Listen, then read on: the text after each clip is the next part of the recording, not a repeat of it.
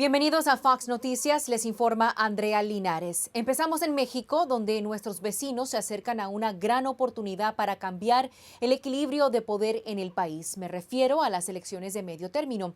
Aunque se estarán celebrando en junio de 2027, ya se ven los primeros movimientos de estrategia del Partido Progresista Morena, cuya mayoría en la Cámara de Diputados estará en juego. Pronto los mexicanos votarán para renovar los 500 escaños, 17 gubernaturas, varios congresos estatales y miles de cargos locales.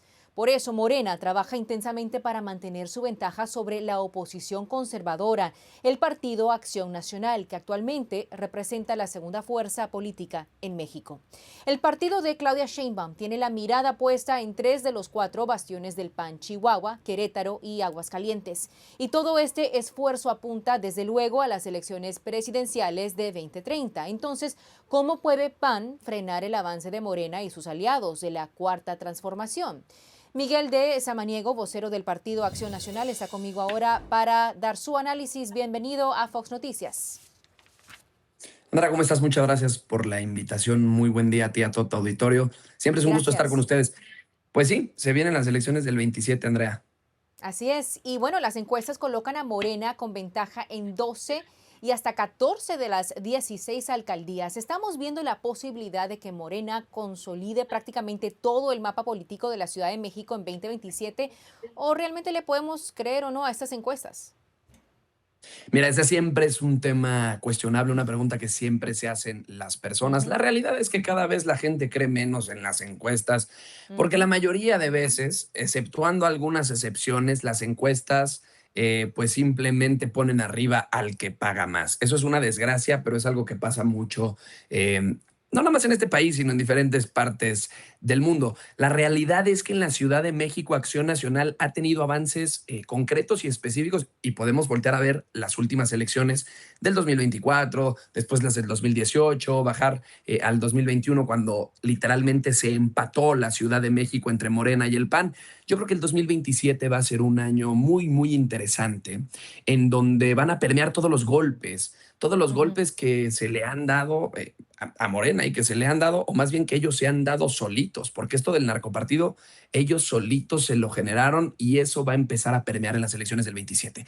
Que sí es cierto, hoy el PAN gobierna alcaldías muy importantes en la Ciudad de México y seguramente en el 27 vamos a gobernar, a mantener las que ya tenemos y a aumentar en varias alcaldías donde hay muchísima posibilidad, simple y sencillamente porque Morena gobierna muy mal. Cuando gobiernan muy mal, el cambio se avecina. Entonces, ¿dirías que van a hacer un referéndum sobre los primeros años del gobierno de Sheinbaum? Sí, bueno, ellos intentarán decir que quieren que siga la transformación y a lo que un poco nos abocaremos nosotros es a decir, si lo que la gente quiere es que siga la transformación o más bien el narcopartido en el poder, el narcogobierno, ese partido que en 2018 llegó a prometer todo, que hoy controlan y gobiernan prácticamente 24 estados de la República, tienen mayorías calificadas en ambas cámaras, tienen al poder ejecutivo, tienen absolutamente todo, inclusive el poder judicial con esa reforma judicial. Hoy Ujú. Morena es dueño de absolutamente todo. ¿Por qué no resuelven los problemas graves que tiene el país? Esa es un poco la pregunta que le estaremos haciendo a la gente. Y pues bueno, hoy Acción Nacional es la segunda fuerza política de México y en el 2027 le vamos a quitar a Morena, por supuesto, la mayoría calificada en el Congreso de la Unión. Para quitarle entonces a Morena, ¿cuál exactamente va a ser la estrategia de PAN para evitar, ¿no?, que termine fortaleciendo aún más la concentración de Morena? Pues mira, serán muchas las ramas que deberemos de abordar, Ujú. principalmente la apertura a la ciudadanía, la apertura del partido a la ciudadanía. Esto no es un tema nada más de clases políticas, es un tema de toda la ciudadanía que quiere ver un México distinto, abriéndonos a la ciudadanía, teniendo a las y los mejores candidatos y candidatas, gente que venga de la sociedad civil, que venga de la industria privada, por supuesto algunos políticos de carrera que hayan demostrado que tengan una trayectoria limpia, clara, no como allá enfrente que ponen de pronto narcopolíticos al frente de las candidaturas. Entonces, acá de entrada es ver muy bien quiénes van a ser esos perfiles, pero sobre todo tener un proyecto claro, un proyecto en donde se demuestra y se reafirma que están con la plataforma de Acción Nacional, en donde podemos tener muchísimos buenos gobiernos referentes, como lo son el gobierno de Querétaro, el gobierno de Chihuahua, el gobierno de Aguascalientes, muchísimos gobiernos a nivel local. Hoy los estados y los municipios gobernados por Acción Nacional son los mejor calificados en absolutamente cualquier medición del INEGI o de otros organismos pues que se dediquen a medir. Pues nosotros apenas estamos comenzando a hablar de este tema porque toca abordar este asunto por varios meses, ¿no?, que quedan por delante para continuar analizando, ¿no?, tanto el desempeño de Claudia Sheinbaum, así como la estrategia del PAN, y también ver cuáles van a ser esos temas de mayor interés entre el electorado. Miguel de Samaniego, vocero de Partido Acción Nacional, muchísimas gracias por acompañarme el día de hoy. Saludos. Muchas gracias a ti. Saludos. Buen día. Gracias. ¿Será que por fin se acercan las elecciones en Venezuela? 7 meses después de la intervención de la administración Trump, senadores demócratas y republicanos exigen una ruta clara hacia elecciones libres y justas. ¿Qué proponen? Se lo contamos después de esta corta pausa.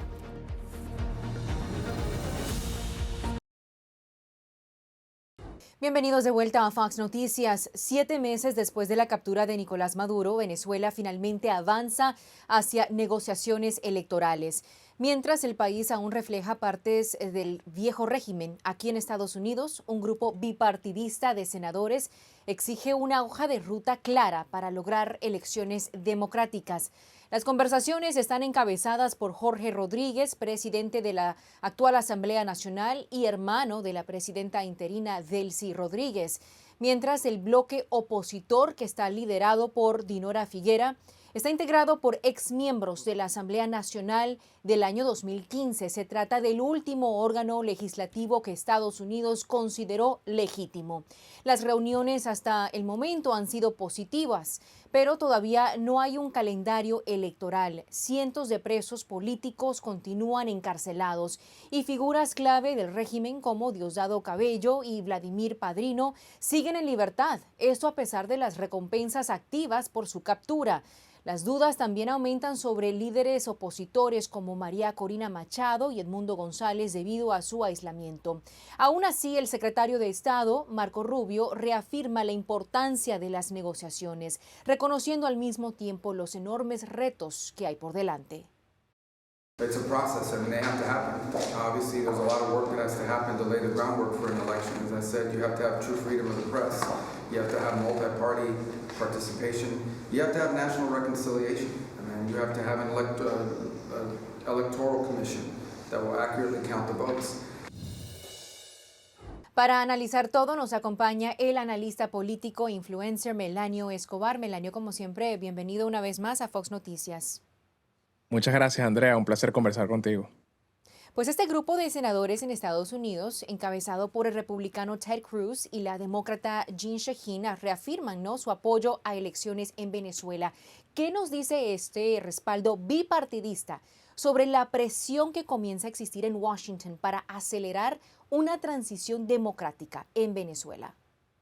Lo primero, creo que es apuntar a que la líder de la oposición, María Corina Machado, ha hecho su tarea en los Estados Unidos tratando de presentar los planes que tiene preparados para Venezuela a los diferentes factores políticos de este país. No es de gratis que este apoyo, como bien tú lo nombras, es bipartidista. Tanto demócratas como republicanos entienden que es del mejor interés para los Estados Unidos que en Venezuela exista una democracia.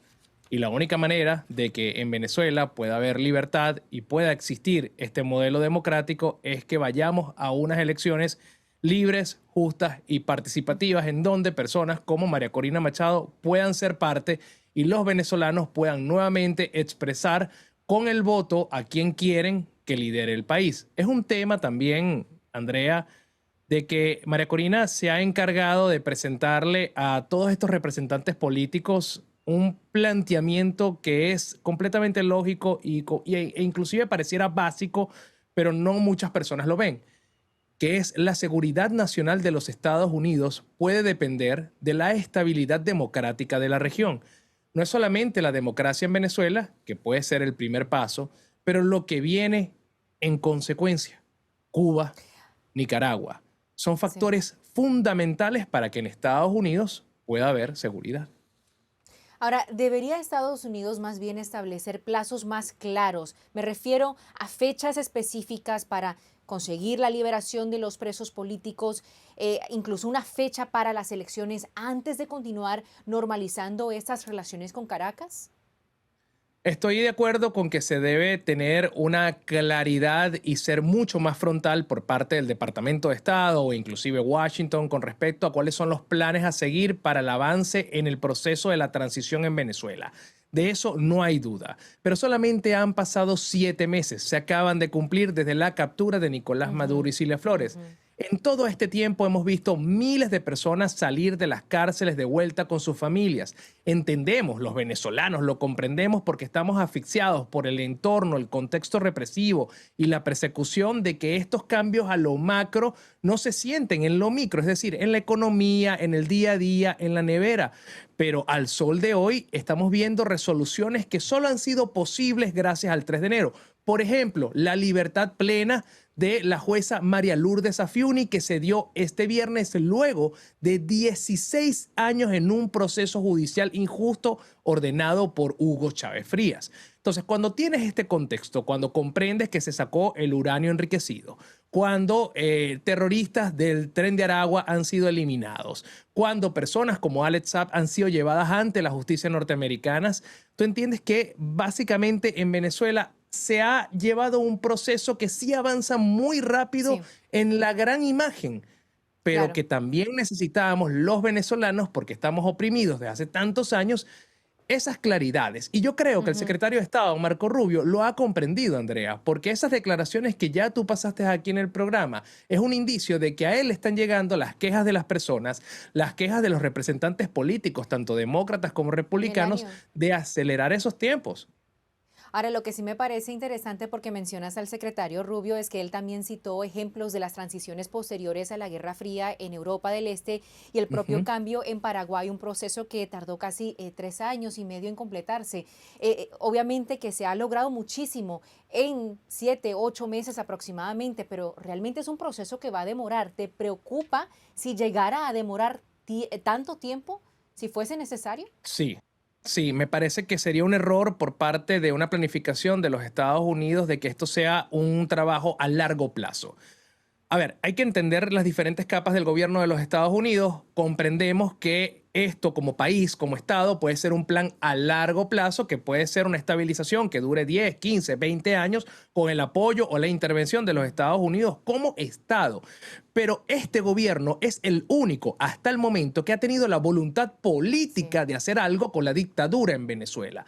La gran preocupación de los venezolanos, y yo creo que de ahí nace la frustración que se demuestra en redes sociales, en conversaciones, es que es bajo esta administración, bajo este liderazgo que finalmente sucedió algo en Venezuela en contra de los opresores. Y si sale esta administración y si cambian las personas y sus voluntades políticas de quienes están sentados hoy en el Departamento de Estado, en el Departamento de Guerra y en la Casa Blanca, no suceda la transición como debería ser o como se nos ha prometido, porque Andrea, tú lo sabes muy bien, tú cubres Venezuela perfectamente. Lo que está en Miraflores es un grupo criminal, no es un gobierno, no es un movimiento político.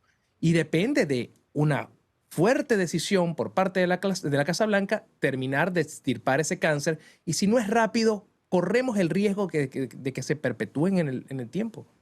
De que todo fracase en lo que hace falta esta transición. Esa es la gran preocupación que existe. Estaremos siguiendo todo el proceso muy de cerca. Melanio Escobar, como siempre, muchísimas gracias por acompañarme. Buen día. Gracias a ti, Andrea.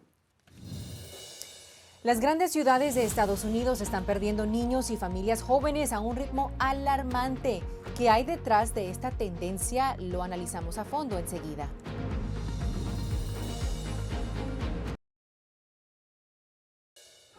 Bienvenidos de vuelta a Fox Noticias. Las principales ciudades de los Estados Unidos están perdiendo algo que sencillamente no se pueden dar el lujo de perder: a sus niños. Un nuevo análisis revela que el número de niños menores de 5 años en las 38 ciudades más grandes del país se ha reducido un 15% en la última década.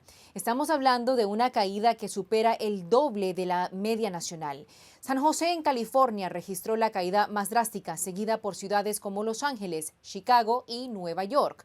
Pero, ¿qué hay realmente detrás de este éxodo? La tasa de natalidad, que se encuentra en mínimos históricos, explica parte del fenómeno, pero también influyen los altísimos costos de vivienda y cuidado infantil que llevan a las familias jóvenes a buscar hogares más amplios y económicos en ciudades más pequeñas. El impacto también se siente en las aulas. Menos niños significa que hay menos pequeños matriculados en las escuelas.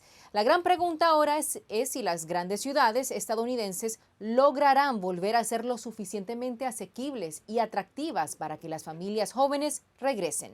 Catalina Stube, directora nacional de Moms for Liberty, me acompaña para reaccionar. Catalina, bienvenida a Fox Noticias. Gracias, Andrea.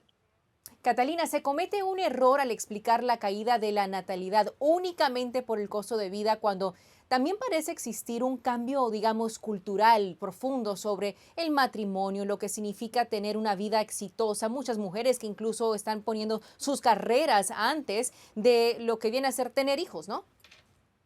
Absolutamente, la cultura es un factor muy importante y las preferencias obviamente han cambiado. Las personas le dan prioridad más a las carreras, al éxito personal, a los hobbies, al ocio, y tienen otros objetivos.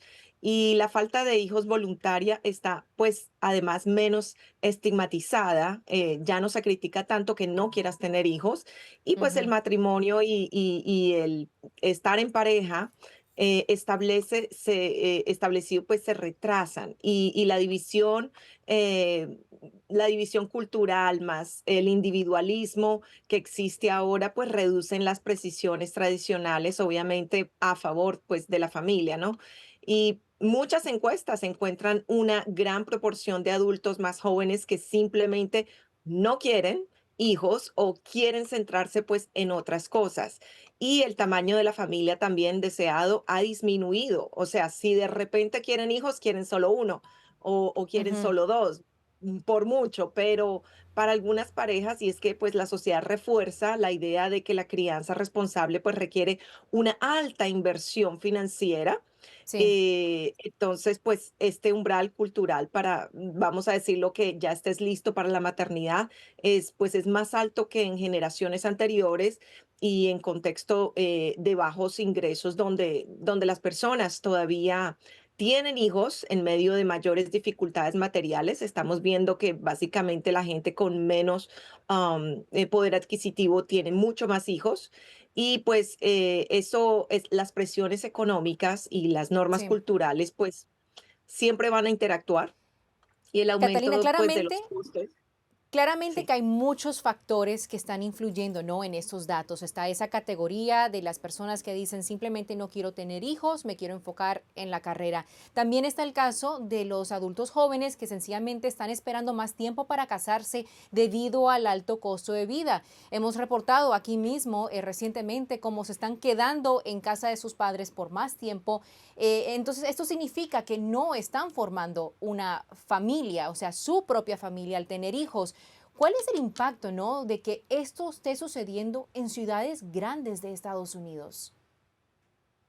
Bueno, el impacto es muy grande, o sea, la fertilidad nacional ya es baja, pero pues las ciudades amplifican la caída a través de los altos costos de vivienda y cuidado de los niños, como lo estabas diciendo, las preocupaciones pues de seguridad, de calidad de vida y pues el cambio cultural hacia la formación familiar que ya no existe o que es como en años más elevados. Así que pues las familias de clase media están tomando la drástica decisión de mudarse hacia Ujú. lugares donde criar a los niños se sienta que se pueda hacer más factible.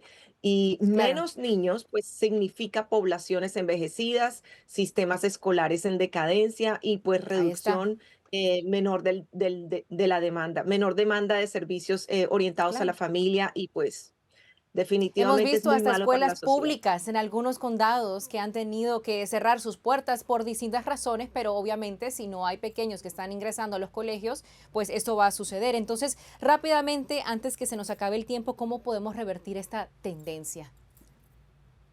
Definitivamente hay que promover la familia, hay que no asustar a los jóvenes y simplemente decirles que es una bendición tener hijos, que el factor dinero es importante, pero no es el más importante. Y pienso que deberíamos de hacer un cambio en la cultura, un cambio donde estamos abrigando más a los niños, protegiendo más a los niños y no darle tanta importancia a un trabajo, a una carrera que simplemente te va a dar una éxito personal, pero no un éxito de procrear a Ujú. nivel de la humanidad. Así que les estoy diciendo a todos que tengan hijos. Lindo mensaje para los jóvenes y que no se les olvide la importancia de crear esa familia. Catalina Sue de Moms for Liberty, muchísimas gracias por acompañarme como siempre. Saludos. A ti, Andrea, gracias. Y ahora regresamos con más de Fox Noticias.